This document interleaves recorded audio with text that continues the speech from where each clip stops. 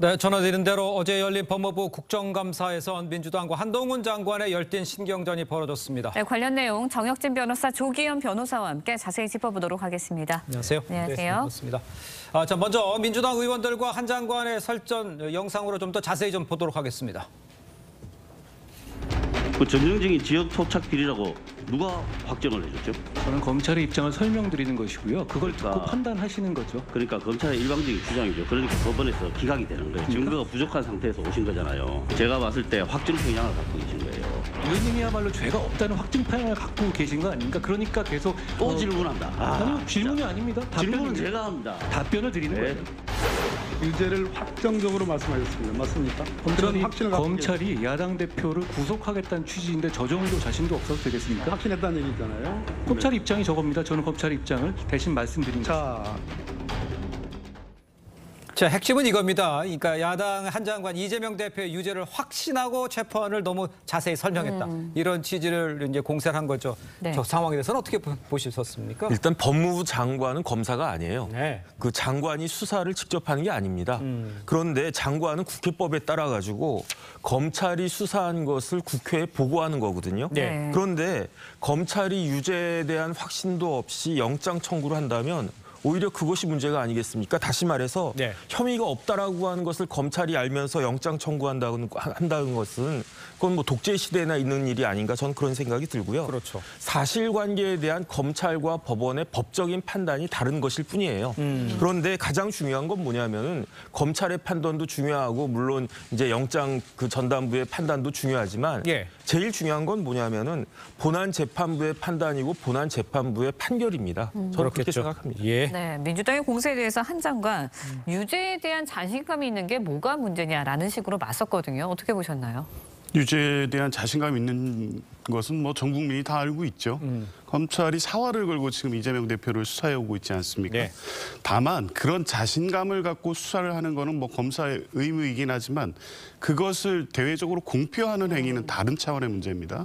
그래서 우리 형법이 피의사실 공표죄를 정해놓고 있고 네. 그런 일흥 수사의 결과를 가지고 유죄 예단을 갖게 하거나 유죄를 추정할 수 있는 내용을 섣불리 표현하지 말라고 금지시켜 놓은 거 아니겠습니까? 예. 물론 그래서 뭐 위법성을 조각하는 그러니까 정당한 사유가 있을 때에는 피의사실 공표의 필요성이 있다는 판단이 있긴 네. 하지만 이와 같이 아직 기소 전 단계에서 사전 영장을 발부하는 단계면 예. 유죄의 확증적 표현을 하면 안 된다는 게 원칙인 겁니다. 그런데 지금 당연히 유죄의 확정적 뭐 의식을 갖고 있다는 거를 법무부 장관이 저렇게 표현하는 것 자체가 문제인 거죠. 네.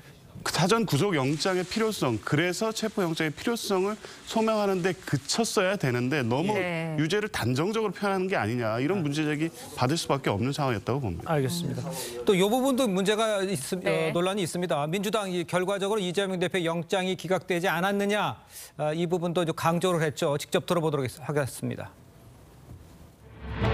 장관이 국회에 와서 체포동의안을 요청하면서 이렇게 단정적으로 사실관계를 말씀하셨기 때문에 이건 중대 사안이라고 생각을 합니다. 아주 호언장담하면서 이야기를 했는데 왜 이렇게 다른 결과가 나왔는지 김경수 전 지사라든가 오거돈 시장, 안희정 지사, 김은경 장관 다 영장 기각됐었지만 중형받고 수감됐다는 점 말씀드립니다. 그 범죄 혐의 내용, 검찰이 주장하는 범죄 혐의 내용을 말씀드린 것이고 부합하는 증거관계를 설명드린 것입니다. 그걸 확정한 것은 당연히 아니죠.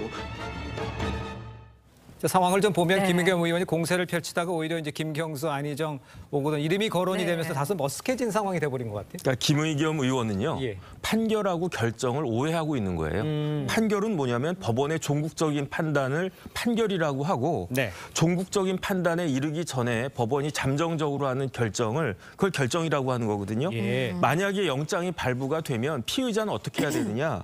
구속적 부심을 신청하면 돼요. 그렇죠. 그런데 만약에 이번처럼 영장이 기각이 되면 검찰은 그 보강해가지고 그 영장을 재청구하면 되는 겁니다. 다시 네. 말씀드리지만 중요한 것은 이런 결정이 중요한 게 아니고 본안 재판부의 판결, 종국적인 판단인 판결이 중요한 건데 네. 그러한 부분들에 대해서 김의겸 의원이 어떤 지식이 좀 부족한 것이 아닌가 싶습니다. 네. 네, 한 장관의 이제 발언을 좀 더 살펴보면 이재명 대표가 지금은 영장이 기각됐지만 훗날 김경수, 오거돈, 안희정 지사의 경우처럼 될 수도 있다. 이런 의미로도 해석이 될 수 있을 것 같은데 어떻게? 판결의 결과는 당연히 지켜봐야 되겠고요. 네. 이재명 대표로서도 오제 판결을 위해서 철저하게 방어권을 행사할 겁니다. 그런데 네. 지금 단계는 이런 걸 논할 단계는 아니라고 보고요. 한동훈 장관이 지난번 대장동 사건 때 했던 얘기가 있습니다. 예. 체포영장 청구를 하면서 그 이유가 판사 앞에 이재명 대표를 가게 해달라는 청구일 뿐이다. 그 얘기를 하면서 판사 앞에 심사받고 예. 가서 소명을 해라. 그러면 오히려 사법 리스크를 일거에 해소할 수 있는 기회가 될 수도 있다. 만약에 조작이고 증거라는 지금 이재명 대표가 주장하고 있는데 그러면 100% 영장 기각될 거 아니냐. 네. 이런 얘기를 했어요. 그러면 이때는 이 체포영장이나 사전 구속영장의 취지를 정확히 얘기하고 있었단 말이에요. 예. 근데 어제 국정감사장에서의 얘기는 이 그 사전 영장 단계에서 검찰이 밝힐 수 있는 수사 결과를 넘어서서 너무 확정적으로 얘기를 하니까 이런 얘기가 나왔던 거고요. 또 네네. 이 부분의 한 측면에 있어서 물론 영장이 기각되고 유죄되는 사례가 더 많긴 한데요. 예. 한편으로 검찰의 지금 어떻게 보면 안 좋은 관행, 주요 정치인에 대해서는 구속영장이 너무 남발되는 게 아니냐 이런 문제가 나올 수도 있는 거죠. 예, 알겠습니다. 그래서 아까도 얘기를 해주셨습니다. 네. 이 재판부가 전국적으로 어떻게 판단하느냐, 판결을 내리냐 여기에 이제 중점적으로 생각을 해야 될 것 같죠. 그런데요, 영장 기각보다는 이제 재판부에서 유무죄 여부가 핵심이라는 건 민주당 의원도 다 잘 알 것 같습니다. 네. 그런데 야당에서는 유독 영장 기각에 집중하고 있다 이런 뉘앙스를 자꾸 느끼게 되는데 그 이유는 뭐라고 봐야 됩니까? 제가 봤을 때는 야당의 입장에서도 네. 너무 뜻밖의 결과가 나와가지고 결과가 좀 흥분한 예. 것이 아닌가. 사실 사정을 제일 잘하는 사람이 누구겠습니까? 이재명 대표 본인일 텐데 그렇겠죠. 이재명 대표가 어떻게 했습니까? 체포 동의안 2결을 요청을 했었잖아요. 단식하다가. 그런데 유창훈 부장의 그 결정문을 봐도 예. 이재명 대표가 무죄가 아니에요. 어떻게 되어 있냐면 위증 교사에 대해서는 제가 다시 한번 봤더니 범죄 혐의가 소명되는 것으로 보인다 이렇게 돼 있어요. 아. 그다음에 백현동 관련해서도 유창훈 부장은 상당한 의심이 있다 이런 이야기를 갖다 했고 예. 심지어 이제 쌍방울 관련해서도 유창훈 부장이 무죄라고 안 했고요. 뭐라고 이야기했냐면 다툼의 여지가 있다. 그렇기 때문에 영장 발부는 지금은 못하겠다. 이 이야기였거든요. 예. 지금 야당이 저런 식으로 그 이재명 대표의 영장 기각에 대해서 자꾸 이야기하는 것이 제가 봤을 때 결코 유리하다라는 생각이 예. 들지가 않습니다. 네, 네. 좀 더 지켜봐야 된다는 말씀이신데 일단 이재명 대표 수사 재판 국면으로 넘어선 상황입니다. 네. 이 대표의 입장에서는 이제 재판이 여러 개가 진행되고 있다 보니까 가장 중요한 재판이 핵심적인 재판이 무엇일까요? 일단 당면에서 지금 공직선거법 재판이죠. 지금 사회 공판기일이 예정이 돼 있는데요. 네. 이것은 향후 피선거권에 직접 영향을 미치기 때문에 예. 정치적인 그냥 명운이 걸린 문제이기도 하고 당으로서도 이제 가장 중요한 재판입니다. 근데 다만 역시 이 재판 역시 증인도 많고 증거관계가 복잡해서 총선 전 이 정도의 결론이 나기는 어려울 것 같고요. 예. 어쨌든 모든 사건 하나하나가 다 중요하다고 봐야겠죠. 알겠습니다. 좀 전에 정 네. 변호사님께서도 영장 재청구할 가능성이 있다라고 얘기했었고 또 할 수 있다라고 얘기해줬습니다. 네네. 가능성은 어느 정도인지 진짜 할지 여기에 대해서는 어떻게 판단하십니까? 일단 영장이 기각이 되면요. 예. 현행 형사소송법상 검찰이 이 기각 결정에 대해서 불복할 수 있는 방법이 없어요. 예. 왜냐하면은 검찰은 법원이 설시한 기각 사유를 잘 참작해가지고 네. 영장을 재청구하면 되는 거거든요. 그다음에 그것이 일반적인 것이에요. 대표적으로 무엇을 들 수 있냐면 박영수 특검 케이스를 들 수가 있는데 그때 영장 기각됐었거든요. 그렇죠. 그러니까 야당이 어땠습니까? 거의 제 기억에 비난에 가까운 비판을 그 검찰에다가 퍼부었고 그래가지고 검찰이 영장 재청구해가지고 박영수 특검 지금 어떻게 돼 있습니까? 구속됐잖아요. 네. 곽상도 의원 경우에도 마찬가지예요. 네. 곽상도 의원도 처음엔 영장 기각됐다가 예. 두 번째 청구해가지고 구속됐었습니다.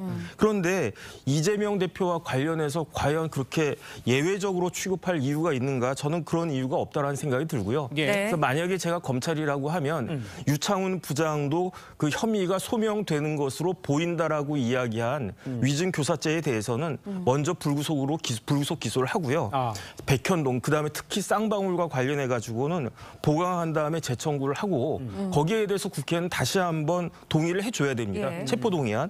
그런데 대법원 예규를 보면 예. 이렇게 영장을 재청구하게 되면 다른 영장 전담 재판부가 판단하도록 돼 있어요. 그래서 이번에는 유창훈 부장이 아닌 다른 뭐 김정민 부장이나 아니면 다른 그런 부장을 통해 가지고 다시 한번 이재명 대표의 혐의와 그 증거인멸 염려에 대해서 판단을 받아보는 것이 저는 꼭 필요하다. 저는 그렇게 생각합니다. 알겠습니다. 자, 두 분 말씀 먼저 여기까지 듣겠습니다. 고맙습니다. 고맙습니다. 감사합니다.